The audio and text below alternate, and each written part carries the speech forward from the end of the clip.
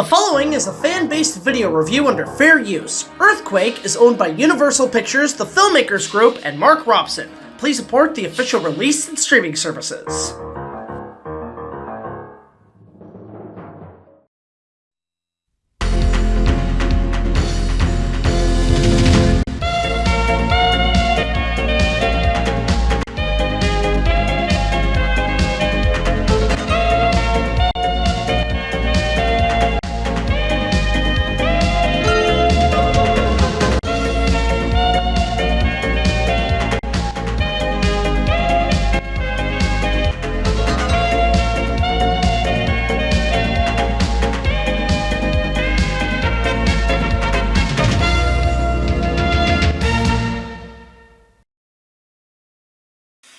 What's up? It's BigJackFilms here, and welcome back to another review.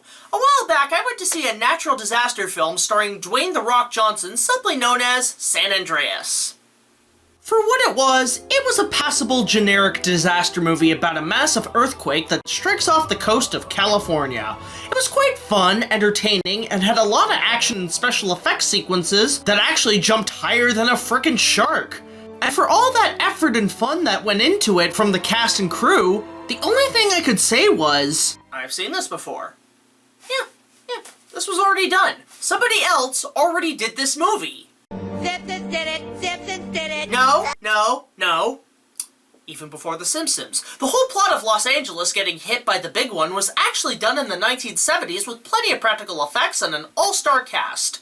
I am of course talking about the sense-around masterpiece simply known as Earthquake.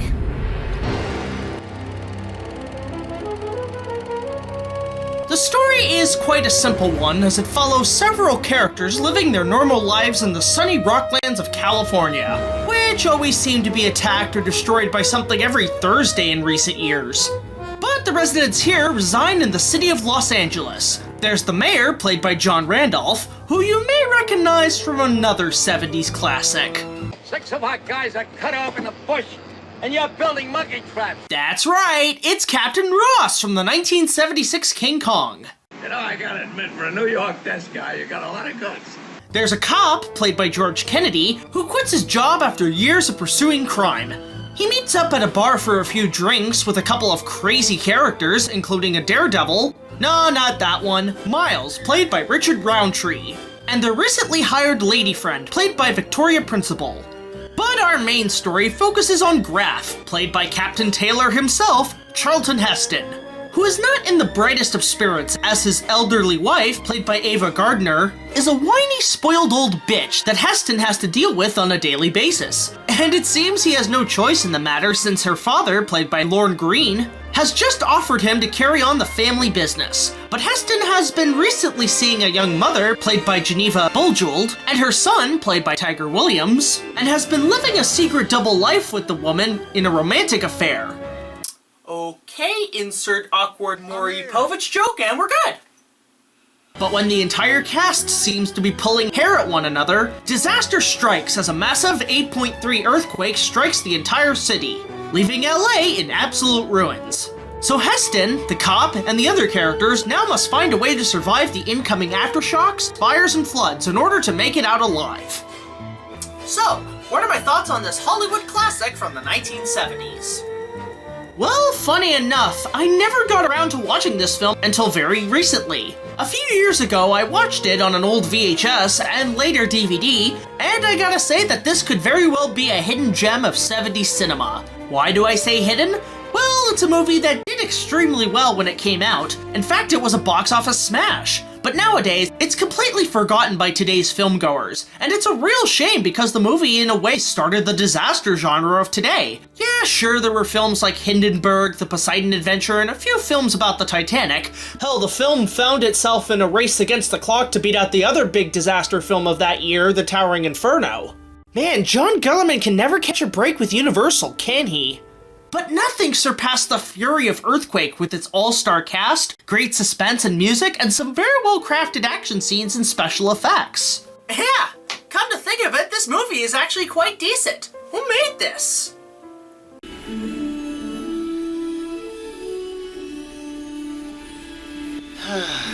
Yep, the heaven's gates have opened once again. Yep, my all-time favorite production company, Universal Studios, brought their A-game with this picture. And like most of their works, it's one of their best, cause they put some damn good money into this thing. But first let's talk about the characters. And yeah, I'll be honest, there's a ton of them, so I'm only gonna focus on the ones I gave a shit about. First, of course, there's Charlton Heston's character, who really carries the piece. I mean, the guy got top billing on the poster, for Christ's sakes. But with that aside, he's a pretty cool character. He's just a guy who wants to move on with his life, but can't ever escape the cage he's in with his cold, cruel wife.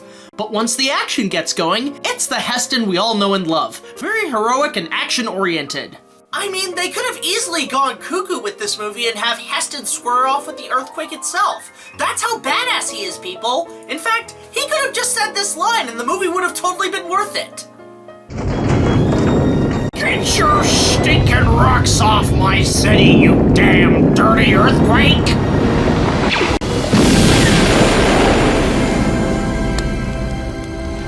Why the fuck did we hire this guy to construct our buildings? Probably my other favorite character in the movie is the cop Slade, mostly because he's the most developed in the movie. The guy was just after some hardened criminals, and he ends up getting the shit end of the stick because he crossed into another state. You can tell he's a good guy to a lot of the people in the city, and I gotta be honest, when the earthquake strikes, he's actually more of a leader and hero than Heston is. He was honestly the only one I was really rooting for the whole time. Huh. Now there's something you don't see every day. A hero who makes more impact in the story than the star that gets top billing. What do you think, Heston?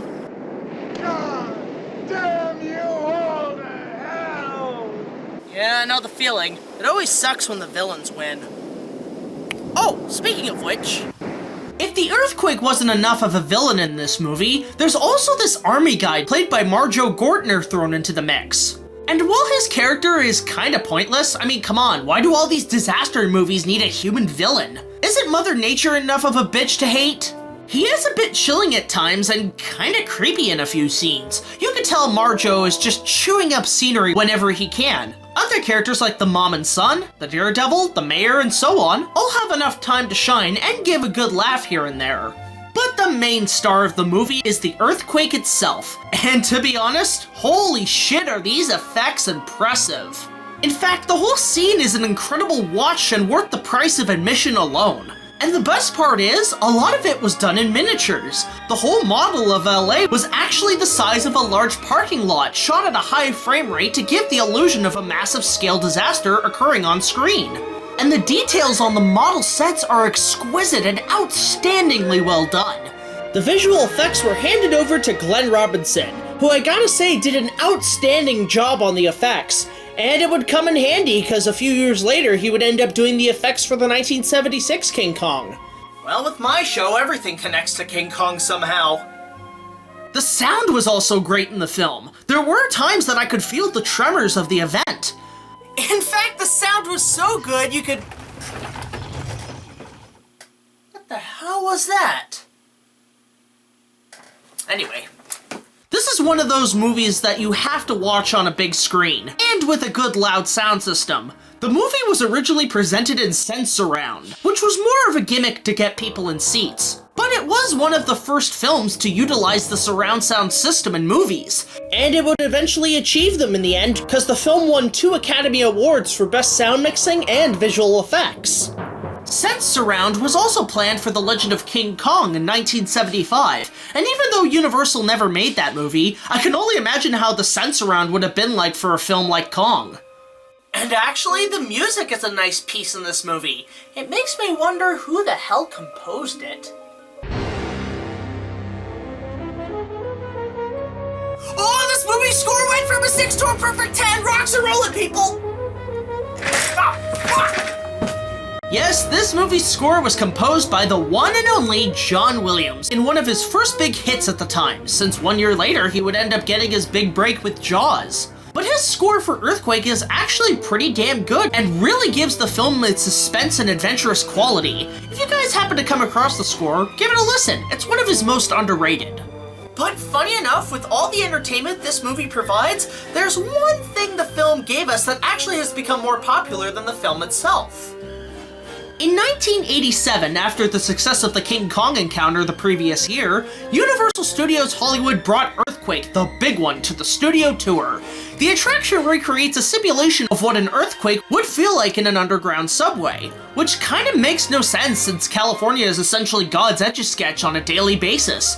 But the ride is actually a lot of fun with its shaking tremors, a collapsing roof with a gas truck catching fire, a derailing train, and a flood of water entering the subway set. They also opened the attraction as a ride in Universal Studios Florida, which also showcased how the movie was made with a volunteer staged pre-show hosted by Charlton Heston. However, in the mid-2000s, the ride would be refurbished with a new title, Disaster, a major motion picture starring you, which now has you directed by Hatsune Miku, Christopher Walken, and starring Dwayne "The Rock" Johnson?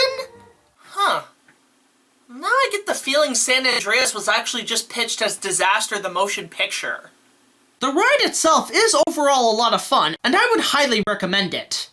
However... yeah, no surprise here. In 2015, Earthquake/Disaster closed its doors with the entire soundstage being demolished to make room for the upcoming Fast and Furious Supercharged. And even though it's been replaced with an actual Universal licensed franchise, cough, cough, cough, I do still miss facing the fury of an 8.8 earthquake in Orlando. However, if you ever visit California, the original attraction still runs today and is worth checking out on the studio tour. So the movie overall has some pretty decent novelties to make it an overall classic, but like most movies, is there anything that doesn't hold up? Well, to be honest, while this movie is still a lot of fun, it still has a few flaws that are easy to spot and in some areas are extremely outdated. The biggest problem is that there's just way too many characters to keep track of. The main characters you honestly root for in the piece is Heston and the cop, but the movie keeps cutting to several other characters that you really don't care about and are kind of assholes. Which is another problem with the film. 90% of the movie's characters are deadbeat douchebags that you're either annoyed by, uncomfortable, or you just want to see die.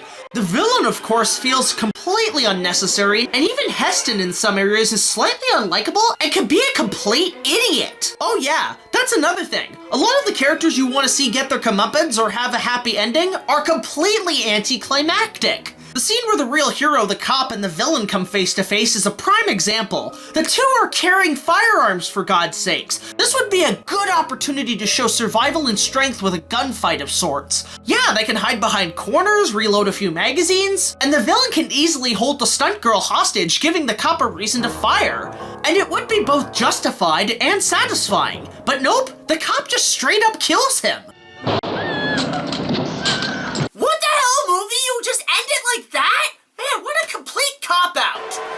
No, that part was completely unintentional! Come on!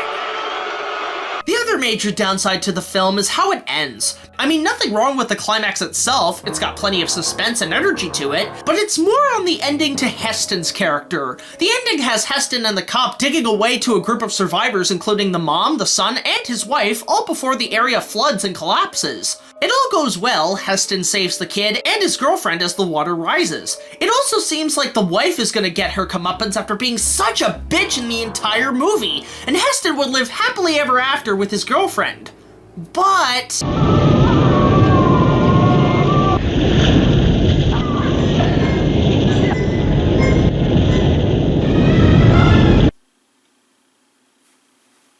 do I even need to say anything? Just play the clip. Stupid!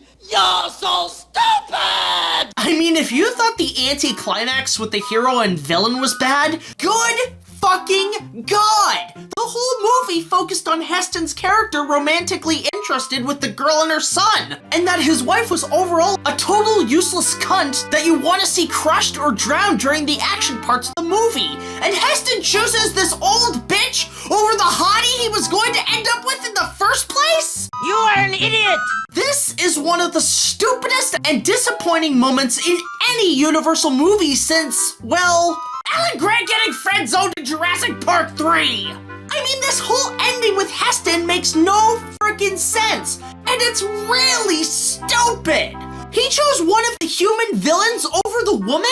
Can you imagine how this scenario would work out in one of today's big superhero movies? That's like if Batman had to choose between the Joker or Batgirl to save from a bucket of acid, but chose the Joker! That wasn't easy to get over. Don't think that I didn't try. So yeah, there's a few problems with the movie. All are either uncomfortable, pointless, and anticlimactic. And like I said, while the special effects are really spectacular, there is one thing that doesn't hold up at all. It's a scene in an elevator where a group of survivors are trapped during nature's wrath.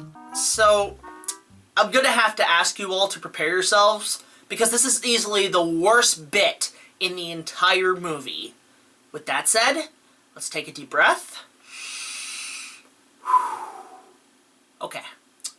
Ladies and gentlemen, may I present to you one of the worst special effects shots in cinema history.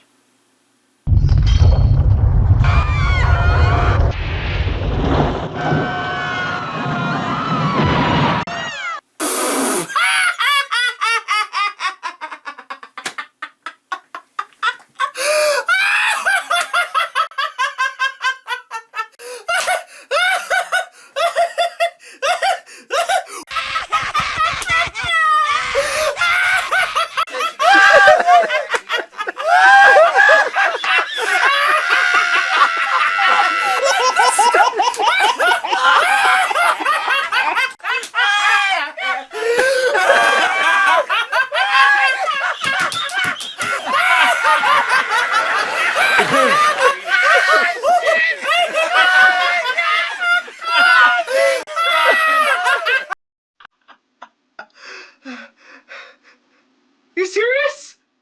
Wow. Just wow. Like, was this film gonna be in 3D, or did the money just run out entirely? Cause I don't think I've ever seen a blood effect this frickin' bad. Was there no way of spewing a little ketchup on the lens on the set? Because this is not only bad, people, this is hilariously bad. Between this, the long extensive shot in Jaws 3D, and the shitty CGI by the Asylum films, this has got to be one of the worst special effects shots that I have ever seen in a motion picture. Ladies and gentlemen, give these guys a big round of applause. They deserved it. They made one of the worst special effects shots in cinema history. Well done, effects masters. Well done. But aside from the character flaws, the anticlimax, and what looks like the editor got a bloody paper cut on the final print, motherfucker! Earthquake is still honestly a pretty decent movie and one of Universal's best. While Jaws was the film that started the summer blockbusters, Earthquake was not only a prototype event film at that time, but in many ways started the natural disaster genre of movies we know today. Without this movie, we probably wouldn't have films like Twister, Dante's Peak, 2012, The Day After Tomorrow, or even San Andreas. With its all-star cast, amazing music, incredible sound work, and impressively scaled miniature effects work, it's a film that is definitely worth a second chance by today's moviegoers. I'm gonna give it a rock-solid 9.9 out of 10. This film in many ways is a buried classic. So that was my review of Earthquake. I hope you guys found it entertaining, and I'd highly recommend checking the film out when you have the chance. And for those who have seen the film, what are your thoughts on it? Let me know in the comments section below, along with your favorite disaster movie. So until the next video, like, comment, subscribe, and I'll see you guys later. This is BigJackFilms, signing off. Oh, what the hell? Oh god, it's an earthquake!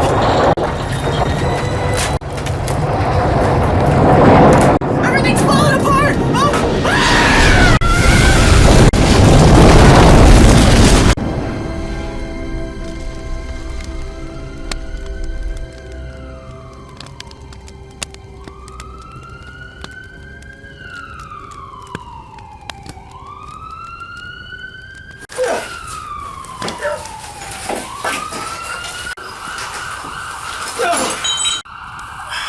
What a surprise.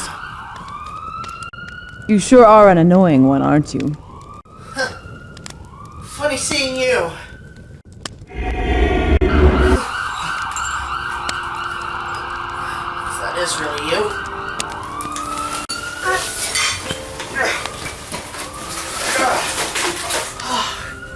Are you okay? Oh, no, don't worry about it. It's just a flesh wound. Nothing personal.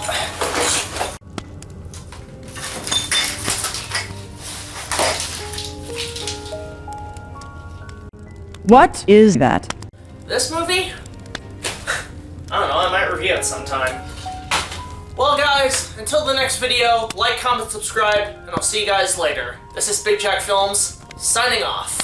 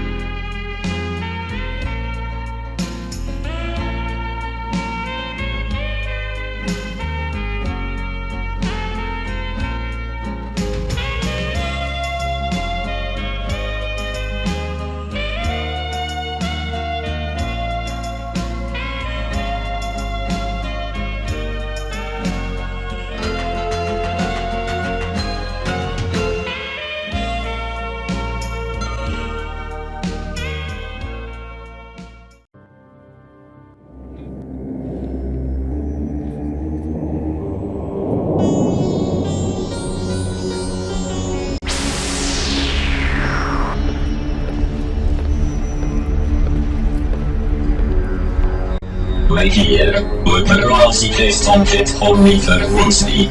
So the Cobbler's team on the search to hunt here.